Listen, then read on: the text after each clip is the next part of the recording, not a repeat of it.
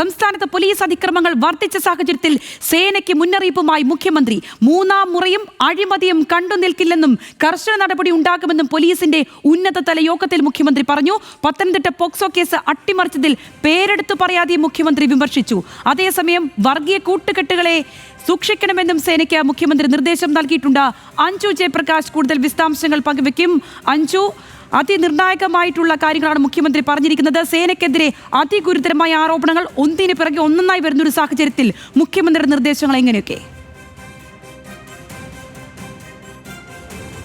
സംഗീത, വരാനിരിക്കുന്നത് തെരഞ്ഞെടുപ്പാണ്. സർക്കാരിന്റെ മുഖച്ഛായയ്ക്ക് തന്നെ വലിയ തരത്തിൽ കോട്ടം തട്ടുന്ന തരത്തിലായിരുന്നു ഈ കസ്റ്റഡി മർദ്ദനങ്ങൾ ഉൾപ്പെടെയുള്ള വാർത്തകൾ നിരന്തരമായി വന്നത്. അത് പലതവണ സർക്കാരിന് ഉത്തരം മുട്ടുന്ന സ്ഥിതിയിലേക്ക് കാര്യങ്ങൾ അടുപ്പിച്ചിട്ടുണ്ടായിരുന്നു. ആ ഘട്ടത്തിലാണ് സസ്പെൻഷൻ ഉൾപ്പെടെയുള്ള നടപടികളിലേക്ക് പോയത്.